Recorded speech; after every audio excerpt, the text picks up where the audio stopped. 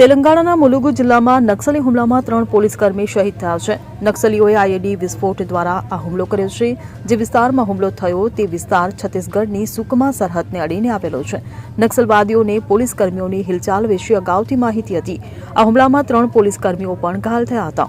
પોલીસે જણાવ્યું કે police team routine combing operation કરી રહી હતી. આ દરમિયાન નક્સલીઓએ વિસ્ફોટ કર્યો હતો.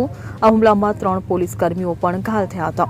આ પહેલા 7 મેના રોજ છત્તીસગઢ તેલંગાણા સરહદ પર બીજાપુર જિલ્લાના કરેગુટ્ટા ટેકરીઓના જંગલોમાં બુધવારે નક્સલવાદીઓ સુરક્ષા દળો સાથે અથડામણમાં સામેલ થયા હતા. આ સમય દરમિયાન સૈનિકોએ 22થી વધુ નક્સલીઓને ઠાર માર્યા હતા. આ ઓપરેશનમાં સામેલ એક અધિકારીએ જણાવ્યું હતું કે બુધવારે સવારે પણ કારેગુટ્ટા ટેકરીઓના જંગલોમાં ગોળીબાર થયો હતો.